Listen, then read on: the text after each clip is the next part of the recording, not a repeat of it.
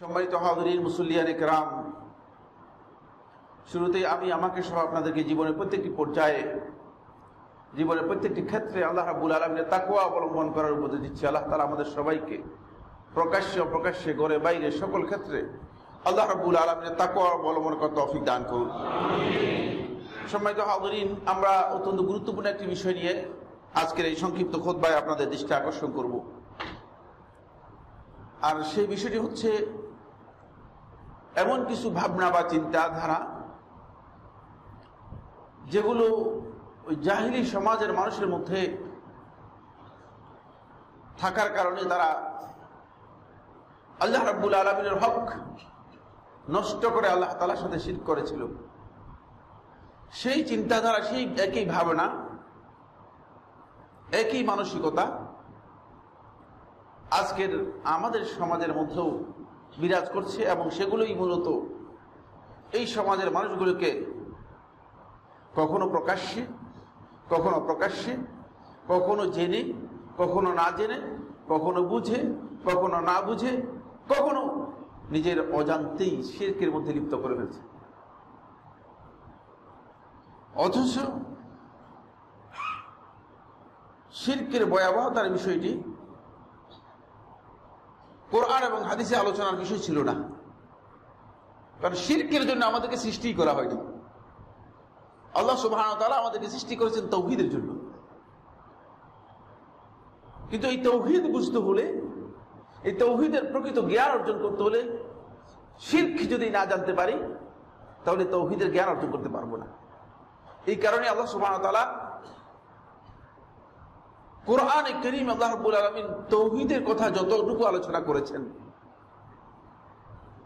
এর চেয়ে অন্ততপক্ষে 3 থেকে 4 গুণ বেশি শিরকের কথা আলোচনা করেছেন। রাসূলুল্লাহ সাল্লাল্লাহু আলাইহি ওয়াসাল্লাম মক্কার জীবনে 13 বছর আল্লাহ নবী সাল্লাল্লাহু আলাইহি ওয়াসাল্লাম যেই দাওয়াতি মিশনে কাজ করেছেন সেটা হচ্ছে শুধুমাত্র এই জাহিলি সমাজের মানুষগুলোকে কিভাবে শিরক থেকে মুক্ত করবেন।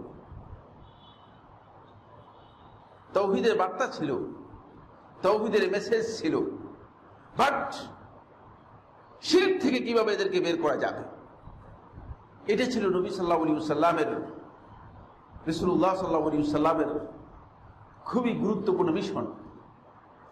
ফলে সাহাবায়ে কেরাম আল্লাহ নবী সাল্লাল্লাহু আলাইহি ওয়াসাল্লামের কাছ থেকে যখন কোনো বিষয়ে প্রশ্ন করতেন, ভালো কাজগুলো জানার জন্য চেষ্টা করতেন। ভালো কাজের পাশাপাশি খারাপ কাজগুলো যেগুলো আছে সেগুলো থেকে বাঁচা দরকার। এই জন্য আল্লাহ রাসূল সাল্লাল্লাহু আলাইহি ওয়াসাল্লাম একজন সাহাবী হুযায়ফা ইবনে ইয়ামান রাদিয়াল্লাহু তাআলা আনহু, সাহিবুস সিররি রাসূলুল্লাহ সাল্লাল্লাহু আলাইহি ওয়াসাল্লাম, আল্লাহ রাসূল সাল্লাল্লাহু আলাইহি ওয়াসাল্লামের গোপন কথাগুলো রাসূলুল্লাহ তার কাছে এক্সপ্লোর করতেন, রেখে দিতেন। তিনি ছিলেন হুযায়ফা ইবনে ইয়ামান রাদিয়াল্লাহু তাআলা আনহু। এই সাহাবী বলেন, কানা الناس يسألون رسول الله صلى الله عليه وسلم عن الخير। সাহাবায়ে কেরাম যারা ছিলেন তারা বেশিরভাগ সময় আল্লাহ নবী সাল্লাল্লাহু আলাইহি ওয়াসাল্লামকে প্রশ্ন করতেন যে আল্লাহ রাসূল সাল্লাল্লাহু আলাইহি ওয়াসাল্লাম ভালো কাজ কি কাজ করা যেতে পারে। যেমন আমাদের মধ্যে অনেক ভাই আছেন প্রশ্ন করেন যে কোন কাজে সওয়াব বেশি, কিন্তু তিনি জানেন না যে সওয়াব বেশির যে কাজটা আছে এই কাজটা কার জন্য, আদৌ কি সওয়াব তিনি পাবেন কিনা এটা জিজ্ঞেস করেন না। আল্লাহ তাআলার বান্দেগী করে বান্দা হয়ে তারপরে যদি আপনি ভালো কাজ করেন তারপরে সওয়াব বেশি, বান্দাই হলেন না,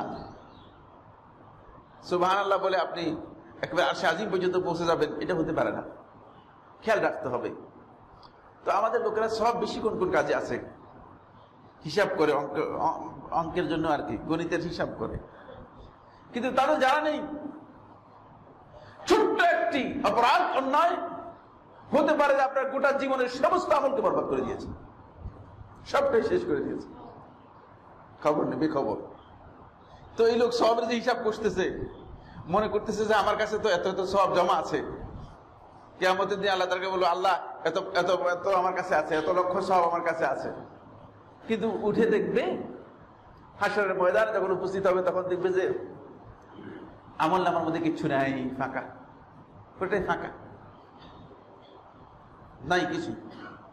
যেহেতু আল্লাহ সুবহানাহু ওয়া তাআলা এগুলো গ্রহণই করেননি, এই জন্য হুযায়ফা বিন ইয়ামান রাদিয়াল্লাহু তাআলা বর্ণনা করে তিনি বলেন যে সাহাবায়ে কেরামরা বেশিরভাগই প্রশ্ন করতেন কোন কাজটি কল্যাণের ভালো সওয়াবের কাজ। ওয়া কুনতু আসআলুহু আনিশ শার, আমি রাসূলুল্লাহ সাল্লাল্লাহু আলাইহি ওয়াসাল্লাম বেশিরভাগ সময় প্রশ্ন করতাম যে কোন কাজটি খারাপ, ক্ষতির কারণ, কোন কাজ আমার জন্য ক্ষতির কারণ হতে পারে। কেন? মাখায়াফাতা আন ইউদরিকানি, যাতে করে সেখান থেকে নিজেকে আমি রক্ষা করতে পারি। বুখারী এবং মুসলিমের হাদিস।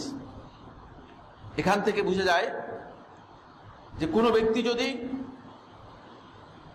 এমন কোন কাজ করে যে কাজ তার নেক আমল নষ্ট করে দিতে পারে, তার গোটা জীবন আমল বরবাদ করে দিতে পারে, তাহলে কিন্তু সেই ব্যক্তি, খুব ভালো করে খেয়াল করুন, আমল করলে কোনো লাভ নেই। এই ধরনের একটি ভয়াবহ বিষয় হচ্ছে শিরক। ফলে আল্লাহ নবী সাল্লাল্লাহু আলাইহি ওয়াসাল্লাম সহিহ মুসলিমের হাদিস জাবির ইবনে আব্দুল্লাহ রাদিয়াল্লাহু তাআলা বর্ণনা করেন, তিনি বলেন যা রাজুলুন ইলা নবী সাল্লাল্লাহু আলাইহি ওয়াসাল্লাম, এক ব্যক্তি রাসূলুল্লাহ সাল্লাল্লাহু আলাইহি ওয়াসাল্লামের কাছে আসলেন। ফাকালা ইয়া রাসূলুল্লাহ, তারপর প্রশ্ন করলেন, হে রাসূল সাল্লাল্লাহু আলাইহি ওয়াসাল্লাম, মাল মুজিবাতান, দুটি অপরিহার্য আল্লাহর পক্ষ থেকে সিদ্ধান্ত, একেবারে স্বতঃসিদ্ধ বিষয়, এই দুটি কি? ফাকাল আলাইহিস সালাতু ওয়াস সালাম, রাসূলুল্লাহ সাল্লাল্লাহু আলাইহি ওয়াসাল্লাম বললেন, মান মাতা লা ইউশরিকু বিল্লাহি শাইআন দাখালাল জান্নাহ, যে ব্যক্তি মৃত্যুবরণ করলো এই অবস্থায় যে জীবনে কোনোদিন আল্লাহ রাব্বুল আলামিনের সাথে শিরক করে নাই, শিরক থেকে মুক্ত, থেকে শিরক মুক্ত হয় যে ব্যক্তি মৃত্যুবরণ করলো, দাখালাল জান্নাহ, সে জান্নাতে প্রবেশ করবেই। এখন হোক, পরে হোক, একটু পরে হোক, অবশ্য করবে। এটি আল্লাহর পক্ষ থেকে স্বতঃসিদ্ধ ফয়সালা করা, সার্টিফিকেট পেয়ে গেছেন। শর্ত কি? একটাই শর্ত, সেটি হচ্ছে অবশ্যই আপনাকে শিরক মুক্ত হতে হবে।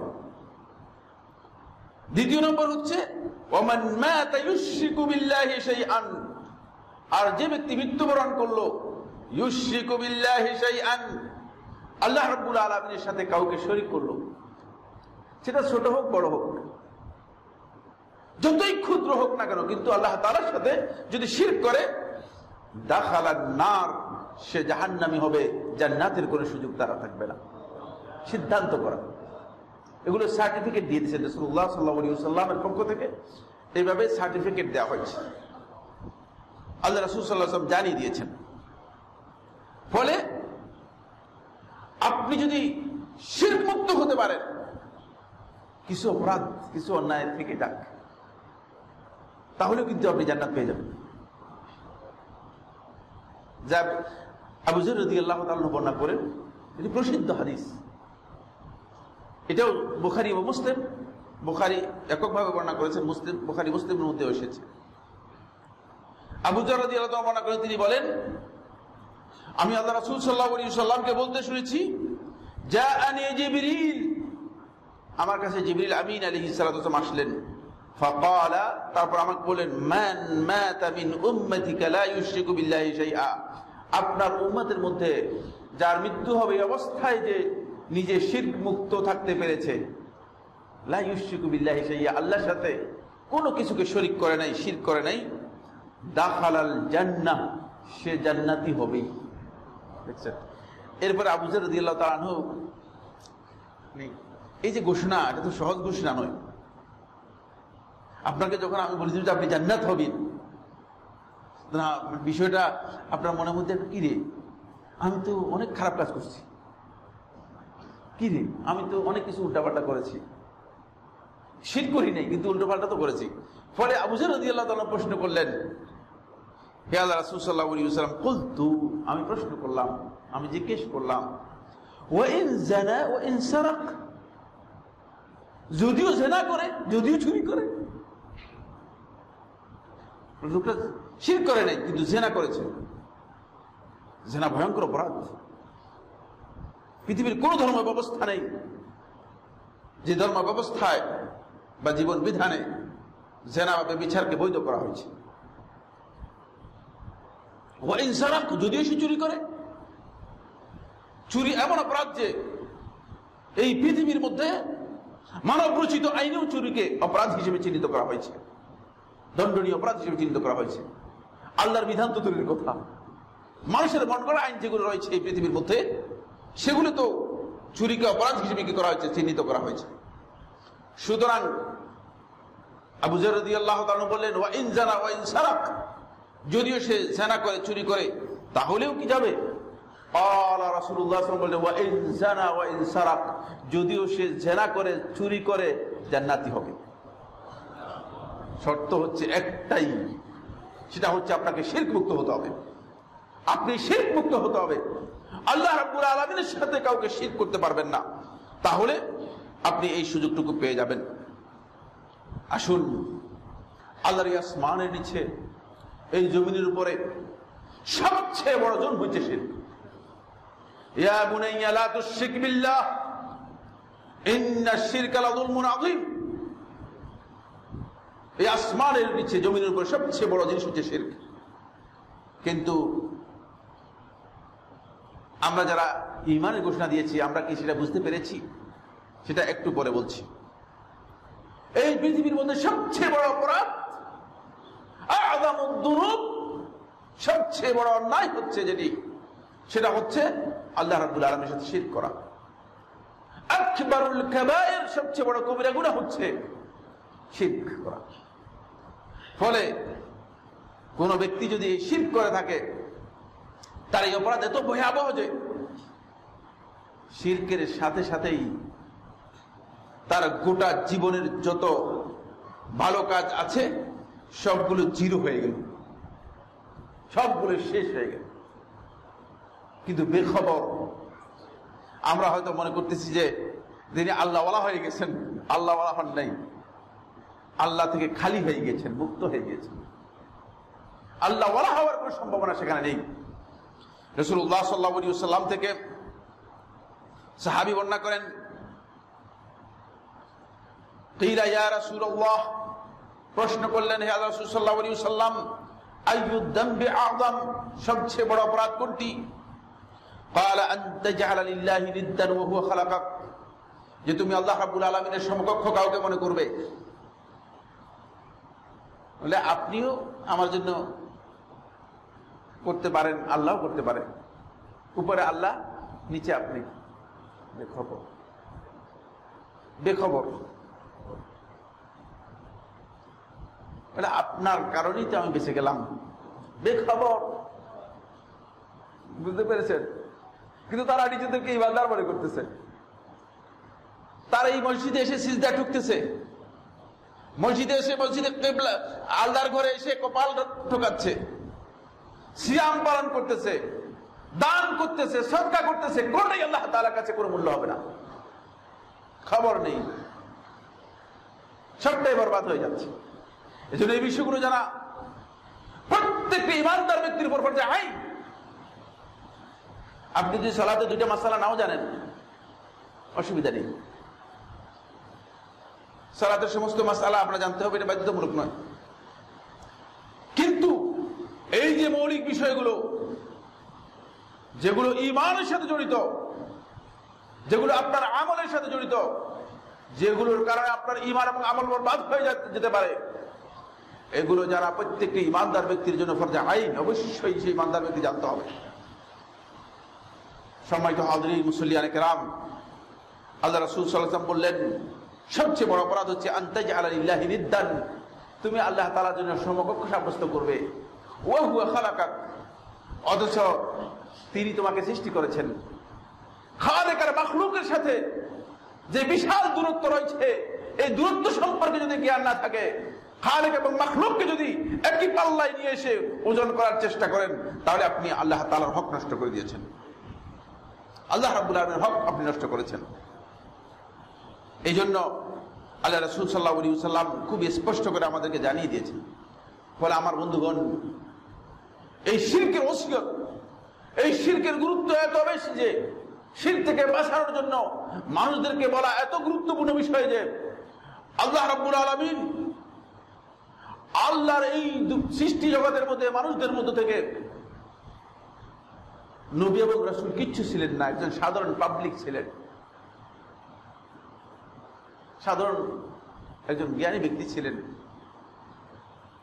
একজন বান্দার বক্তব্যকে আল্লাহ সুবহানাহু ওয়া তাআলা কোরআনে কারীমে আল্লাহর কালামের মধ্যে কোট করেছেন শুধুমাত্র এই কারণে, নিজের সন্তানকে শিরক থেকে মুক্ত হওয়ার জন্য, শিরক থেকে বাঁচানোর জন্য ওসিয়ত করেছিলেন। এই কারণে সে হচ্ছে লোকমান। লোকমান তার সন্তানকে যখন বলল, ইয়া বুনাইয়া লা তুশরিক বিল্লাহ ইন্নাশ শিরকা লাযুলমুন আযীম, সূরা লোকমানের 13 নম্বর আয়াতের মধ্যে আল্লাহ সুবহানাহু ওয়া তাআলা একাধারে লোকমানের তার সন্তানের জন্য যে ওসিয়তগুলো আছে সেগুলোকে কোট করেছেন। চিন্তা করেন, আল্লাহ রাব্বুল আলামিন তার কিতাবের মধ্যে বান্দার বক্তব্য কোট করতেছেন। কেন কোট করতেছেন? যেহেতু নিজের সন্তানকে শিরক থেকে বাঁচানোর জন্য যে ওসিয়ত করেছেন, উপদেশ দিয়েছেন, এটা আল্লাহ তাআলার কাছে সবচেয়ে পছন্দনীয় ওসিয়ত, সবচেয়ে মর্যাদাপূর্ণ ওসিয়ত। আমরা আমাদের সন্তানদেরকে তো শিরক থেকে বাঁচার জন্য ওই ওসিয়ত করেছি। সন্তানদেরকে আমরা কালেমাতুত তাওহীদের জ্ঞান দেওয়ার জন্য আমরা কখন চেষ্টা করেছি? সন্তান কিভাবে নিজেকে শিরক থেকে রক্ষা করবে, মুক্ত করবে, সেই ওসিয়ত, সেই উপদেশ আমরা কখন দিয়েছি?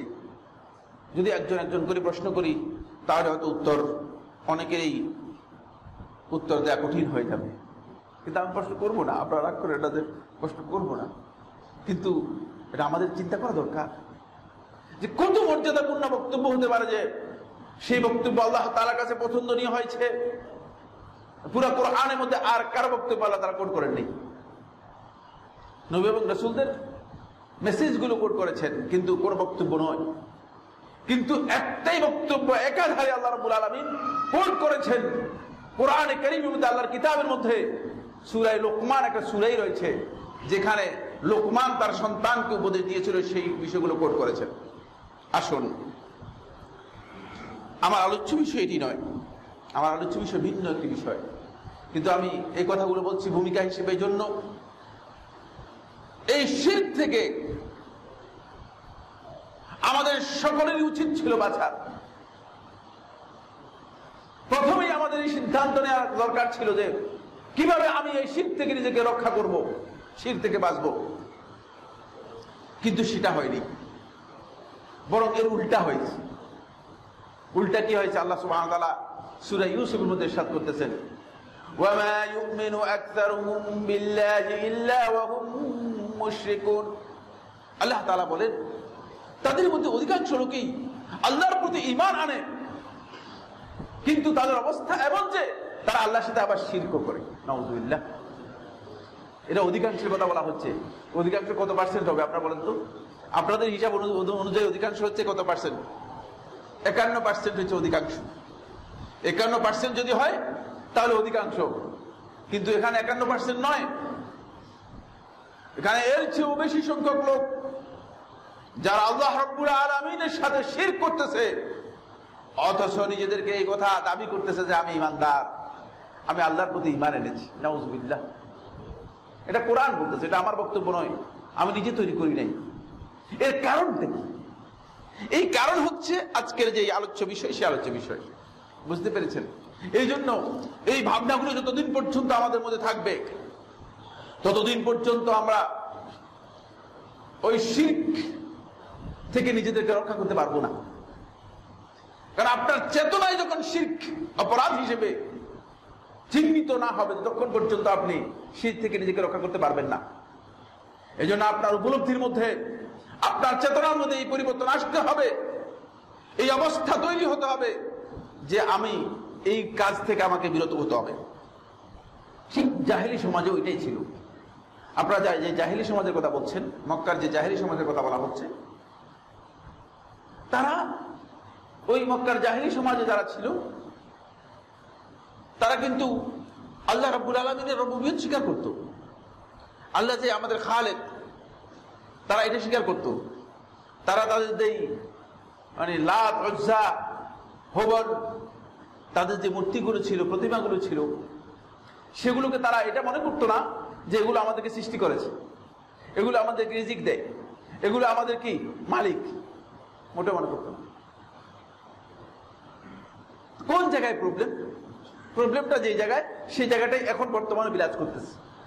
একই জায়গায় এখানে আমরা এই যে ভাবনাগুলো, এই ভাবনাগুলোকে আমি আপনাদের সামনে পেশ করব। সর্বমোট আমাদের এখানে আমরা 7টি বিষয় আপনাদের সামনে পেশ করব, যেগুলো মৌলিকভাবে আমাদের সমাজের মধ্যে এগুলোর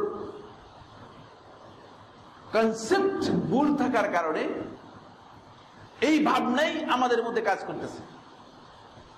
ফলে আমরা কোনো না কোনো পর্যায়ে, কোনো না কোনো ক্ষেত্রে শিরকের মধ্যে নিমজ্জিত হয়ে যাচ্ছি, ঢুকে যাচ্ছে, খবর নেই, বেখবর। আর এগুলো এমন একটা বিষয়, এর পজিটিভ আছে, নেগেটিভ আছে, মানে পক্ষের বিষয় আছে, বিপক্ষের বিষয় আছে, এপিট আছে, ওপিট আছে। এপিট যেটা রয়েছে, এপিটটা ভালো, চকচকে, ঠিক আছে। ওপিট যেটা আছে, এটা হচ্ছে কালো, এটা ভয়ঙ্কর। এখন আপনি এপিট থেকে যখন ওপিটে যান, তখন আস্তে করে গিয়ে যান, শিরকের মধ্যে পড়ে যান। এই পয়েন্টগুলো প্রথমে আলোচনা করব। 1 নম্বর হচ্ছে আল ওয়াসিলা। ওসিলা, সবাই তো বলতেছেন যে, আপনি এখন মনে করতেছেন যে ওসিলা ধরাটা এত ফরজ, কিন্তু আপনি জানেন না যে ওসিলা এর এপিট আছে, ওপিট আছে, এটার বৈধ দিক আছে আর একটা অবৈধ দিক রয়েছে। 1 নম্বর ভাবনা হচ্ছে ওসিলা। ওই জাহিলি সমাজের মুশরিক যারা ছিল, তারা এই মূর্তিগুলোর সামনে যেত, মনে করতো যে এগুলো আল্লাহ রাব্বুল আলামিনের কাছে আমাদের জন্য ওসিলা হবে। এখন আপনিও পীর সাহেবের দরবারে যাচ্ছেন, পীর সাহেবের হাতে বাইআত গ্রহণ করছেন, আপনি মনে করতেছেন যে এই হুজুর, এই পীর সাহেব আপনার ওসিলা হবে। পার্থক্য কোথায় করেছেন? পার্থক্য কোথায় করেছেন? এই বিষয়ে আলোচনা আসবে। 2 নম্বর পয়েন্ট হচ্ছে যেটা, সেটা হলো সৎকর্মশীলদের প্রতি অতিরিক্ত ভালোবাসা, ভালো লোকদের প্রতি অতিরিক্ত ভালোবাসা। আপনি আলেমদেরকে ভালোবাসেন, আল্লাহর বান্দাদেরকে ভালোবাসেন, ভালোবাসতে বাসতে এক পর্যায়ে তাকে বলছেন আল্লাহর ওলি হয়ে গেছে। দেখ, সেটা আপনি জানেন না, কারণ আল্লাহ তাআলা আপনাকে বলেন যে এটা আল্লাহর ওলি, বলছে কিনা বলেনি। কয়দিন পরে দেখা যায় না আল্লাহর ওলি নয়, সে কুতুব হয়ে গেছে। কয়দিন পরে আপনি বলতেছেন সে গাউসে আজম হয়ে গেছে, গাউসি হয়ে গেছে। ব্যাপারটা কি হলো? আল্লাহ রাব্বুল আলামিনের হক কোথায় রাখলেন? ভালোবাসা এত বেশি। এই ভালোবাসার একটা সৎকর্মশীলদের প্রতি ভালোবাসার বিষয় আছে। কেউ রাসূল সাল্লাল্লাহু আলাইহি ওয়াসাল্লামের পরিবারের ভালোবাসার কথা নিয়ে বিভ্রান্ত হয়েছে, কেউ রাসূলুল্লাহ সাল্লাল্লাহু আলাইহি ওয়াসাল্লামের ভালোবাসা নিয়ে বিভ্রান্ত হয়েছে, কেউ ব্যক্তির ভালোবাসা নিয়ে, আলেমের ভালোবাসা নিয়ে বিভ্রান্ত হয়েছে। ফলে তারা মনে করেছে যে এরা আল্লাহ রাব্বুল আলামিনের কাছে এত প্রিয় হয়ে গেছে যে আল্লাহ তাআলা এদের কথা শুনবে, আমার কথা শুনবে না। তাহলে আপনি কোথায় গেলেন? এবার আপনি আল্লাহকেই মূলত স্বীকার করে নিলেন না। আপনি আল্লাহর বান্দা, সেও আল্লাহর বান্দা। আল্লাহ তাআলা কোরআনের মধ্যে বলে দিয়েছেন, ইবাদুন আমসালুকুম, ইবাদুন আমসালুকুম, এরা তোমাদের মতো একেবারে বান্দা ছাড়ার কিছুই না। যাদেরকে তোমরা ডাকছো, যাদের কাছে তোমরা চাইছো, যাদেরকে তোমরা ভালোবেসে মনে করতেছো যে এরা আমার কাছে প্রিয়, আমি কাকে প্রিয় মনে করি, কাকে প্রিয় মনে করি না, এটা আমার ব্যাপার। আল্লাহ তাআলা কি আপনাকে এসে বলছেন? ফাঁকে দিয়ে একটা সুযোগ পেয়ে গেছে, ফাঁকে দিয়ে মোল্লা মুন্সি মৌলবি যারা আছে তারা একটা সুযোগ পেয়ে গেছে, বুঝলেন না? পকেট মারের সুযোগ। মধ্য সত্যভোগী হিসেবে আল্লাহ এবং বান্দার মাঝে একদল লোক দাঁড়িয়ে গিয়েছে। আপনারা হয়তো আমার বক্তব্যে রাগ করতেছেন, না, রাগ করার কিচ্ছু নেই। এটাই হচ্ছে ইসলাম। মধ্যসত্যভোগী হিসেবে একদল লোক দাঁড়িয়ে গিয়েছে, যারা মনে করতেছে যে আপনি আমাকে সন্তুষ্ট করেন, আল্লাহকে সন্তুষ্ট হয়ে যাবে। নাউজুবিল্লাহ মিন যালিক। কেন হুজুরের পকেটের মধ্যে টাকা ঢুকে দিচ্ছেন কি জন্য? আপনার মা মারা গিয়েছে, আপনার বাপ মারা গিয়েছে, আপনি আসছেন, এসে 500 টাকা হুজুরের পকেটের মধ্যে, হুজুর আমার মায়ের জন্য দোয়া করেন। মানে কত বড় গলত করেছেন আপনি কি জানেন? এক নম্বর, আপনি মনে করেছেন যে আল্লাহ তাআলা আপনাকে চিনেন না, অথচ আপনি আল্লাহর বান্দা। সৃষ্টি করেছেন যিনি, তিনি চিনবেন না আপনাকে? প্রশ্নই আসে না। 2 নম্বর, আপনি যে গলত করেছেন সেটা হচ্ছে আপনি মনে করেছেন যে হুজুরের দোয়া আল্লাহ কবুল করবে, আপনার দোয়া কবুল করবেন না। আল্লাহ সম্পর্কে একটা খারাপ ধারণা করেছেন। নাউজুবিল্লাহ মিন যালিক। 3 নম্বর যে কাজটি গলত করেছেন সেটা হচ্ছে যে আপনি দোয়া নিজে করেন নাই, দোয়া করিয়েছেন টাকা দিয়ে। আল্লাহ রাব্বুল আলামিন দোয়া করতে নিতে দিয়েছেন, দোয়া করাতে বলেন নাই। কথাগুলো বুঝতে হবে, কথাগুলো জ্ঞান দিয়ে বুঝতে হবে। শুধু আবেগ দিয়ে চললে হবে না, শুধু আবেগের বিষয় নয়, জ্ঞান দিয়ে বিষয়গুলো আমাদেরকে উপস্থাপন করার জন্য চেষ্টা করতে হবে। এই বিষয়ে বিস্তারিত আলোচনা আমার সামনে যাবো, সুসংক্ষেপে পয়েন্টগুলো বলে দিচ্ছি। এরপরে আমার বন্ধুগণ, 3 নম্বর যে পয়েন্টটি সেটা হলো আত-তাবাররুক, বরকত হাসিল করা। খাবার একটা দিচ্ছেন, আরে মিয়া এটা তো গরুর গোশত আর মানে ডাল ডাল দিয়ে পেঁয়াজ টিয়াজ দিয়ে খাবার, এর নাম দিচ্ছেন তাবাররুক। মানে তাবাররুক কি জিনিস খবরই নেই, বেখবর। আল্লাহ সুবহানাহু ওয়া তাআলা একমাত্র বরকতের মালিক। যে বস্তুর মধ্যে আল্লাহ সুবহানাহু ওয়া তাআলা বরকত দিয়ে থাকেন, সেই বস্তু ছাড়া আর কোনো কিছুর মধ্যে বরকত নেই। বরকত আল্লাহ রাব্বুল আলামিন ছাড়া আর কেউ দিতে পারেন না। কিন্তু আপনি পুরাই গলত করে ফেলেছেন, পুরাই গলত করে ফেলেছেন।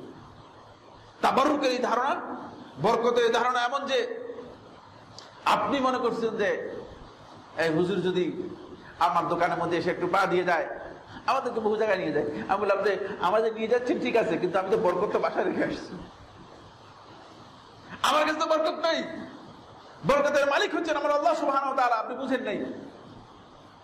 আর আপনি এখন হুজুরের কাছে যাচ্ছেন, হুজুর বরকত দিয়ে দিবে আপনাকে। কই থেকে দিবে বেচারা বরকত? বরকতের কোনো ক্ষমতাই তার কাছে নেই। তাবারাকাল্লাযী বিয়াদিহিল মুলক ওয়া হুয়া আলা কুল্লি শাইইন কাদির। বরকতের পরিপূর্ণ মালিকানা হচ্ছে আমার আল্লাহ সুবহানাহু ওয়া তাআলা। বরকতের বিষয়টি আমাদের মধ্যে এমন, সুবহানাল্লাহ, বরকতি পাথর। একবার কোন জায়গায় যাচ্ছিলাম, আর বেচারা পাথর বিক্রি করতেছে, আর বলতেছে যে এই পাথরে পৃথিবীর হেন কোনো কাজ নেই, সবটাই হয়। যদি সবটাই হয়, তুমি বেচারা এখানে এটাতে কি বলে ফেরির মধ্যে বসে মাইক লাগিয়ে বরকত এই পাথর বিক্রি করতেছো কেন? আগে নিজের কাজ নিজে ঠেকাও। আর ওই জাহিল, আমরা যারা জাহিল আছি, আমরা যারা নির্বোধ আছি, আল্লাহর দ্বীনের ব্যাপারে আমাদের যাদের জ্ঞান কম রয়েছে, আমরা সেখান থেকে আবার ওই বরকতের পাথর কিনে হাতের মধ্যে লাগাচ্ছি। বরকতের এটা কি বলা হয় তাকে? বরকতের আংটি। কিচ্ছু খবর নেই, বেখবর। তাহলে আপনি আল্লাহ তাআলাকে কি করেছেন? এগুলো আমাদের সমাজের মধ্যে, সে জাহেলি সমাজের মধ্যেও ছিল, এই সমাজের মধ্যে আছে। 3 নম্বর পয়েন্ট বরকত। বরকত নিয়ে আমরা আলোচনা করব। 4 নম্বর যে পয়েন্টটি সেটা হলো আত-তাতায়্যুর ওয়া তাশাউম। কোনো কিছুকে কুলক্ষণ নির্ধারণ করে না। কুকুরের আওয়াজ শুনলে তাহলে পুরা দিনটা কুফা হয়ে গেল, পুরা দিনটা নষ্ট করে। নাউযুবিল্লাহ মিন যালিক। শিরক। খবর নেই, বেখবর। ঘর থেকে বের হচ্ছেন, হঠাৎ করে মহিলা একজন সামনে পড়ে গেল, বলে ভাই আজকে আমার পুরো দিনটাই বরবাদ করে দিল। কি বেখবর, খবর নেই, কুলক্ষণ নির্ধারণ করে নিয়েছেন। কাকের ডাক, বুঝে খবর আছে তোমার অবস্থা খারাপ।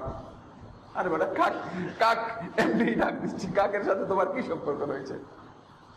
বেচার ডাক তোমার কি সম্পর্ক রয়েছে? সবটাই ওই জাহিলি যুগের মানুষের যে ভাবনা ছিল, জাহিলি সমাজের মধ্যে যে ভাবনা ছিল, সেই ভাবনাগুলোই আমাদের মধ্যে ট্রান্সমিট করেছে, আমাদের মাথার মধ্যে এসে ঢুকেছে। একই জিনিস মাথার মধ্যে এসে ঢুকে গিয়েছে, বুঝতে পেরেছেন? একই জিনিস মাথার মধ্যে ঢুকছে। অনেকে যে ভাই শনিবারে বিয়ে দিবেন না, শনিবারে বিয়ে লাগবে, শনি হয়ে যাবে। শনিয়ে খেয়ে ফেলবে। আপনি ইমানদার, আপনি নিজেকে ইমানদার দাবি করতেছেন, কিন্তু আপনার খবরে নেই যে আপনি যে শিরকের মধ্যে লিপ্ত রয়েছেন। আসেন এই বিষয়ে এগুলো আলোচনা আমরা সময় পাবো না, হয়তো জাস্ট উদাহরণ এগুলো দিচ্ছি, সে সময় যদি সুযোগ হয় কিছু কথা বলবো। এরপরে হচ্ছে খালেক এবং মাখলুকের মধ্যে যে পার্থক্য রয়েছে, সেই পার্থক্য না বুঝা। সুবহানাল্লাহ, আল্লাহ রাব্বুল আলামিন হচ্ছেন খালেক। আল্লাহ রাব্বুল আলামিন ছাড়া আর যা কিছু আছে সবটাই হচ্ছে মাখলুক। আল্লাহ রাব্বুল আলামিনের জাতের সাথে যা কিছু আছে সেগুলো আল্লাহ তাআলার সিফাত। কিন্তু দুর্ভাগ্যের বিষয় হচ্ছে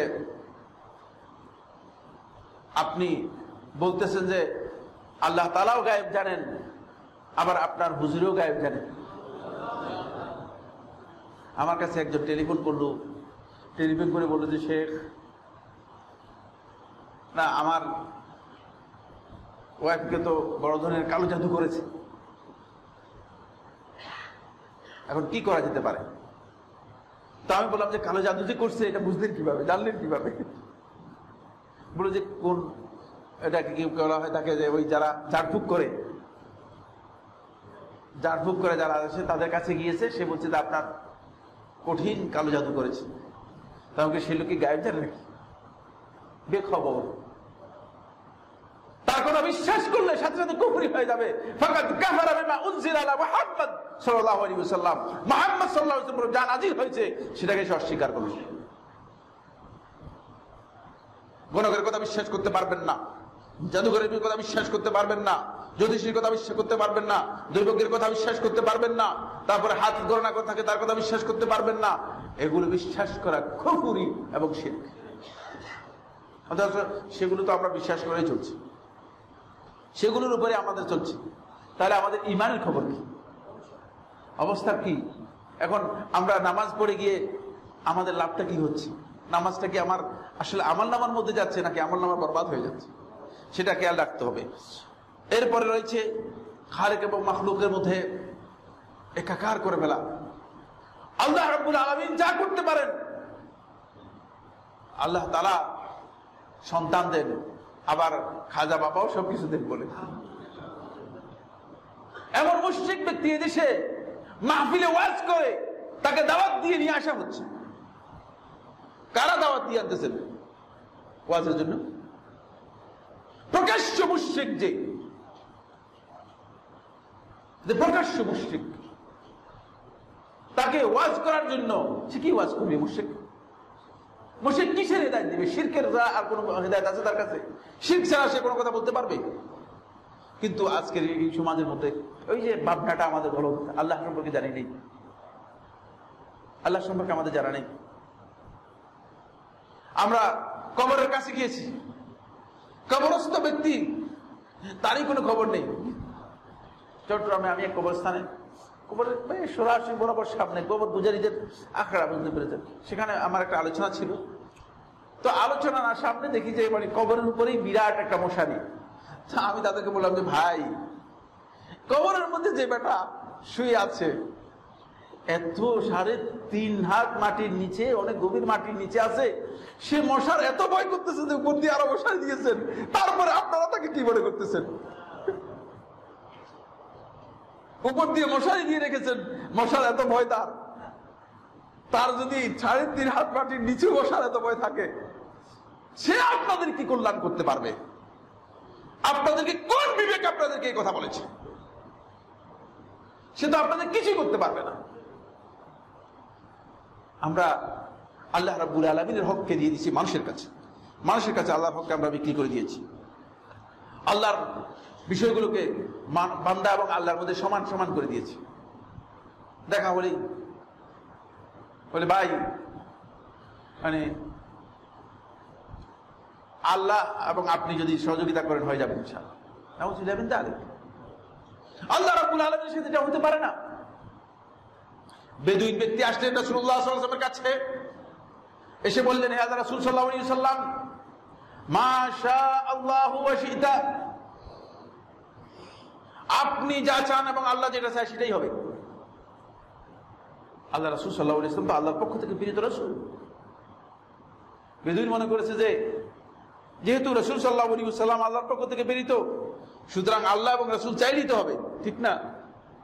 কিন্তু আল্লাহ রাসূল সাল্লাল্লাহু আলাইহি ওয়াসাল্লাম বলেন, আজআলতানি লিল্লাহি নিদ্দান, তুমি কি আল্লাহ তাআলার সাথে আমাকে সমকক্ষ মানিয়ে নিলে?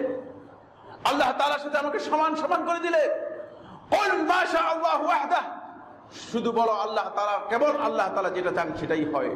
মানুষের চাওয়ার কোনো সম্পর্ক এখানে নেই, মানুষের সম্পর্ক, দেখছেন? সুতরাং মাখলুক এবং খালেককে যদি একই পর্যায়ে নিয়ে আসেন, তাহলে আপনি দেখবেন যে সব জায়গাতে আপনি পথভ্রষ্ট হয়ে যাবেন। 6 নম্বর যে পয়েন্টটি, সেটা হলো এই, বন্ধুগণ, গায়রুল্লাহ এর ক্ষেত্রে এমন ধারণা করা যে আল্লাহ তাআলা মানে যা কল্যাণ অকল্যাণ করেন, গায়রুল্লাহ সেটা করতে পারে, মানুষ সেটা করতে পারে। মানুষও কল্যাণ করতে পারে, মানুষও কল্যাণ করতে পারে, মানুষও ক্ষতি করতে পারে, মানুষ আপনার লাভ করতে পারে, মানুষ আপনার উপকার করতে পারে, আপনার ক্ষতি করতে পারে। এই পৃথিবীতে যেটা আল্লাহ রাব্বুল আলামিন চান না, সেটা কোনোদিন হবে না, এটা হচ্ছে আমাদের আকীদা। আর যেটা আল্লাহ রাব্বুল আলামিন চাইবেন, পৃথিবীর সমস্ত মানুষ চেষ্টা করে সেটা কি করতে পারবে? ঠেকাতে পারবে কিনা? ঠেকাতে পারবে না। রাসূলুল্লাহ সাল্লাল্লাহু আলাইহি ওয়াসাল্লাম হাদিসের মধ্যে বলেছেন, ওয়া'লাম, জেনে রাখো, লাউ আন্নাল উম্মাতা ইজতামাআত আলা আন ইয়ানফাউকা বিশাইইন লাম ইয়ানফাউকা বিশাইইন ইল্লা মা কাতাবাল্লাহু লাক, যদি গোটা উম্মত সবাই একত্রিত হয় তোমার কোনো কল্যাণ করার জন্য, তারা তোমার কোনো কল্যাণ সাধন করতে পারবে না, ইল্লা মা কাতাবাল্লাহু লাক, যেটা আল্লাহ তাআলা তোমার জন্য লিখেছেন তোমার পক্ষে, সেটা ছাড়া। আল্লাহ তাআলা যেটা চাইছেন সেটাই হবে। ওয়ালাউ আন্নাহুম ইজতামাউ আলা আন ইয়াদুররুকা বিশাই, আর যদি তারা সবাই একত্রিত হয়, আন ইয়াদুররুকা বিশাই, যে কোনো বিষয়ে তোমার ক্ষতি করবে, লাম ইয়াদুররুকা বিশাইইন, তোমার কোনো ক্ষতি তারা করতে পারবে না, ইল্লা মা কাতাবাল্লাহু আলাইক, যা আল্লাহ তাআলা তোমার বিপক্ষে লিখে দিয়েছেন সেটাই হবে। কিছু হবে, এটা আমাদের আকীদা। সুতরাং আপনি যখন কবরস্থান দিয়ে যান, আপনি ভয়ে টাকা দিয়ে দিচ্ছেন, যদি আপনার গাড়ি উল্টে যায়, খবরের মধ্যে এই লোকের কোনো খবরই নেই, হয়তো মানুষ নাই, এখানে কিছু নেই, আপনার ভয়টা কোথায় ঢুকে গিয়েছে দেখছেন? আল্লাহ রাব্বুল আলামিনের ভয় চেয়ে আপনার মানুষের ভয় আপনার মধ্যে বেশি এসে গিয়েছে। পরে আপনি মনে করেছেন যে এই কবরস্থান ওরা, কবরস্থ ব্যক্তি কবরের মধ্যে যে আছে, সে আপনার ক্ষতিও করতে পারে, সে আপনার কল্যাণও করতে পারে। নাউযুবিল্লাহ মিন যালিক, সে কল্যাণ ও কল্যাণের কোনো কিছু করার ক্ষমতা রাখে না। এমনকি দুনিয়ার কোনো মানুষ, সে যে পর্যায়ে হোক না কেন, সে যদি আব্দুল কাদের ইবনে আবু সালেহ আল জিনি হয়ে থাকে, তাহলে তার পক্ষে সম্ভব নয় মানুষের কল্যাণ ও কল্যাণ করতে পারবে। যদি এই ধারণা করে থাকেন, তাহলে আপনি শিরকের মধ্যে রয়েছেন। এটা শিরকের ধারণা, মাথার মধ্যে শিরকের ধারণা কাজ করতেছে। এরপরে আরেকটি গুরুত্বপূর্ণ, সর্বশেষ 7 নম্বর, 7টি পয়েন্ট বলছি না, 7 নম্বর পয়েন্ট হচ্ছে যেটা হলো শাফাআত। শাফাআত আমার বন্ধুগণ, সুপারিশ করা। সুপারিশ করা কাকে বলা হয়? থাকে আমরা অনেকে মনে করতে থাকি যে মানে যে কোনো ব্যক্তি সুপারিশ করে ফেলতে পারবে। আপনি মনে করছেন যে হুজুরের হাতে বায়াত গ্রহণ করছেন, পীর সাহেবের হাতে বায়াত গ্রহণ করছেন, তারপরে সোকল কাউস কুতুব তার হাতে বায়াত দিয়েছেন, সে আল্লাহ তাআলার কাছে গিয়ে কম্প্রোমাইজ করে ফেলবে। নাউযুবিল্লাহি মিন যালিক।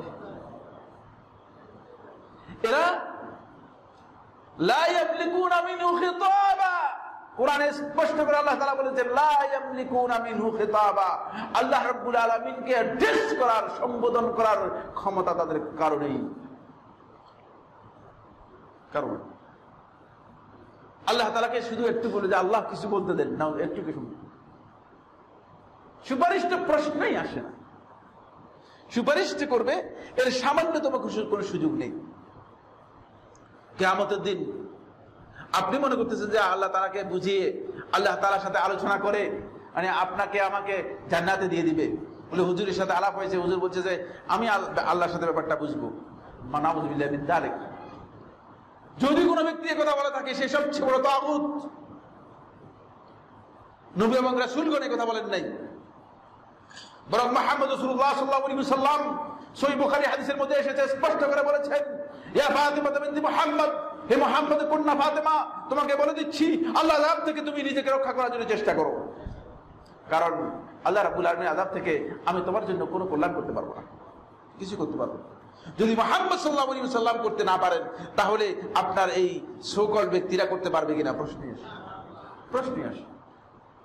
যাদেরকে আমরা মনে করতেছি যে আমাদের জন্য সুপারিশ করবে, বন্ধুগণ, ওই জাহেলি সমাজের মানুষগুলো যখন তারা যাদের এই ইবাদত করতো তাদেরকে তারা এটাই মনে করতো, তাদেরকে যখন জিজ্ঞেস করা হয়েছে, দেখেন তারা কি বলতেছে, দেখেন, ওয়ায়াবুদুনা মিন দুনিল্লাহি মা লা ইয়াদুররুহুম ওয়া লা ইয়ানফাউহুম, তারা আল্লাহ রাব্বুল আলামিনকে বাদ দিয়ে ইবাদত করে এমন কিছু ব্যক্তি অথবা এমন কিছু সত্তা অথবা এমন কিছু বস্তুর, মা লা ইয়াদুররুহুম, যেগুলো তাদের কোনো ক্ষতি করতে পারে না, ওয়া লা ইয়ানফাউহুম, তাদের কোনো উপকার করতে পারে না।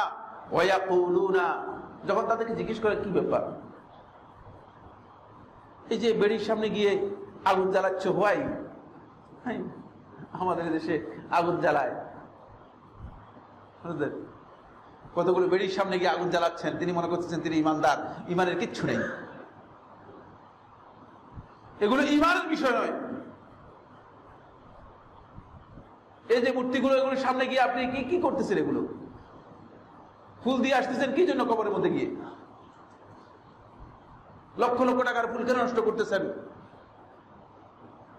হাজার হাজার মানুষ, মুখারাঙ্গা মানুষগুলো জীবনযাপন করতে পারতেছে না, মানবতার জীবনযাপন করতেছে, তাদেরকে টাকা না দিয়ে আপনি লক্ষ লক্ষ টাকার ফুল নষ্ট করতেছেন।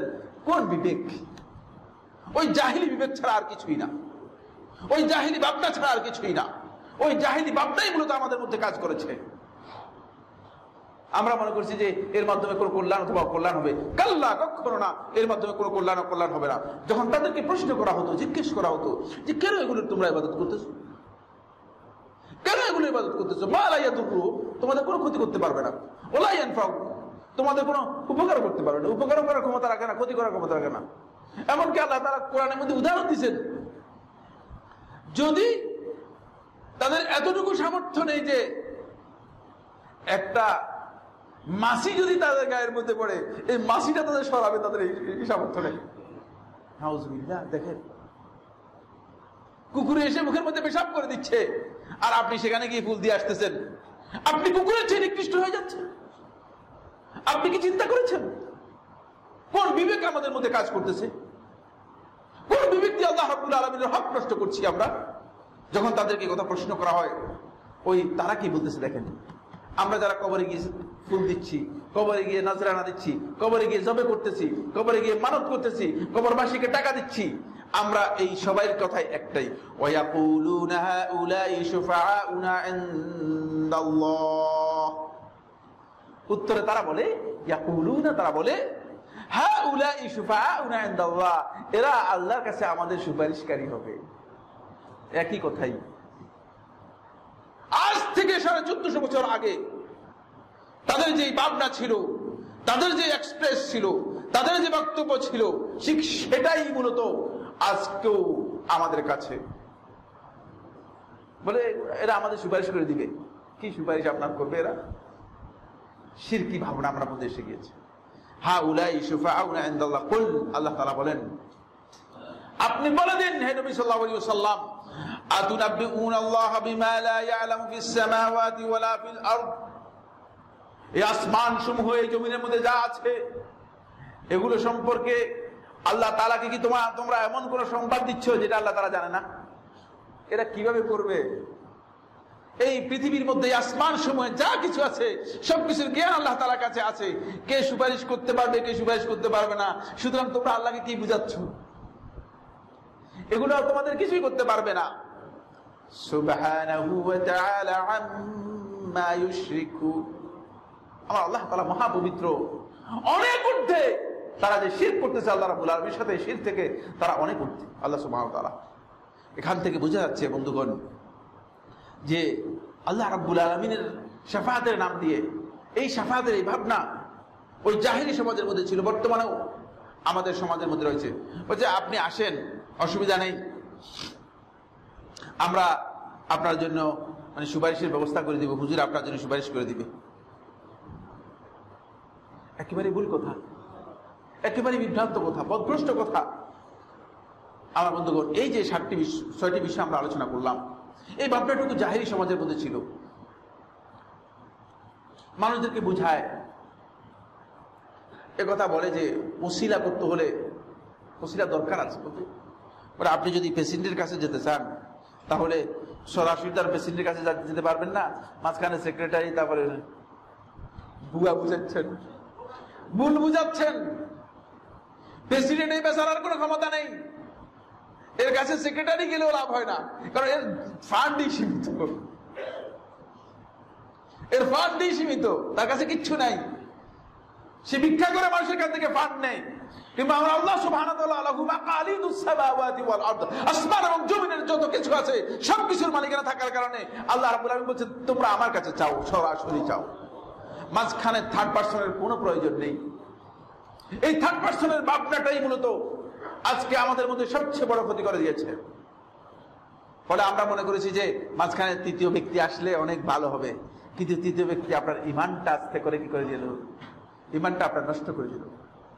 আমার বন্ধুগণ, এই শিরক থেকে বাঁচতে হলে এই 7টি ভাবনা, ওসিলায় ভাবনা বাদ দিতে হবে। এখন একদল আলেম, কোরআনে কারীমের একটি আয়াত রয়েছে, আপনারা জানেন, আল্লাহ তাআলা ইরশাদ করেছেন, ইয়া আইয়ুহাল্লাযীনা আমানুত্তাকুল্লাহা ওয়াবতাগু ইলাইহিল ওসিলা। হে ঈমানদারগণ, তোমরা আল্লাহকে ভয় করো, আল্লাহ রাব্বুল আলামিন তাকওয়া অবলম্বন করো, ওয়াবতাগু ইলাইহিল ওসিলা, এবং আল্লাহ রাব্বুল আলামিনের কাছে পৌঁছার জন্য তোমরা ওসিলার অনুসন্ধান করো, ওসিলা গ্রহণ করো। পৃথিবীর সমস্ত আহলুত তাফসীর এখানে ওসিলা বলতে বুঝিয়েছেন নেক আমল, কোন ব্যক্তি নয়। একথা ওসিলা বলতে একথা বোঝানো হয় নাই যে মাঝখানে থার্ড পারসন একজনকে ধরো। কিন্তু সুবিধাবাদী লোকেরা মানুষদের, সাধারণ পাবলিককে হাইকোর্ট দেখানোর জন্য তারা এই আয়াতের অপব্যাখ্যা করে, ভুল ব্যাখ্যা করে এই কথা বোঝানোর চেষ্টা করেছে যে ওসিলা হচ্ছে যে তোমরা আসে আমাদেরকে ধরো। মানে আমরা আল্লাহর পক্ষ থেকে কোন দায়িত্ব নিয়ে আসছি বলেন তো? সেই লোক কোন দায়িত্ব নিয়ে এসেছে আল্লাহর পক্ষ থেকে? আল্লাহ তাআলা তাকে কি দায়িত্ব দিয়েছে? সর্বশেষ যে কথাটুকু বলবো সেটা হচ্ছে এই, আমার বন্ধুগণ, যিনি আল্লাহর বান্দাকে আল্লাহর সাথে সম্পর্ক যুক্ত না করে নিজের সাথে সম্পর্ক যুক্ত করে থাকে, সে হচ্ছে ওলিউশ শয়তান, শয়তানের অভিভাবক, শয়তানের বন্ধু। আমার কাছে এক ভাই এসে বললেন যে সাইফুল্লাহ ভাই, আপনি আল্লাহর ওলিদের বিরুদ্ধে বলতেছেন কিছু? না, আমি কিয়ামত পর্যন্ত আল্লাহর ওলিদের বিরুদ্ধে বলবো না। আল্লাহর ওলিদের বিরুদ্ধে আমি বলি না, আমি শয়তানের ওলি যারা রয়েছে তাদের বিরুদ্ধে কথা বলি। আর শয়তানের ওলি হচ্ছে সেই ব্যক্তি যে ব্যক্তি আল্লাহর বান্দাদেরকে আল্লাহর রাস্তায় না নিয়ে, আল্লাহর বান্দাদেরকে আল্লাহর পথ না দেখিয়ে নিজের রাস্তায় নিয়ে আসে, নিজের দরবারে নিয়ে আসে, সে হচ্ছে শয়তানের ওলি। এই জন্য আমার বন্ধুগণ, এই ভাবনা থেকে আমাদেরকে বেরিয়ে আসতে হবে। যদি এই ভাবনা থেকে আমরা বের হতে না পারি, তাহলে আমরা নিজেদের জীবনকে শিরক মুক্ত করতে পারবো না। আর যতক্ষণ পর্যন্ত আমরা শিরক মুক্ত হব না, ততক্ষণ পর্যন্ত আমাদের ইবাদত, আমাদের নেক আমল, আমাদের ভালো কাজ কোনটাই আল্লাহ রাব্বুল আলামিনের কাছে গ্রহণযোগ্য হবে না। আকুলু কাউলি হাদা লি ওয়া লাকুম ফাস্তাগফিরুল্লাহ লি ওয়া লাকুম ফাস্তাগফিরুহু ইন্নাহু আল গফুরুর রহিম।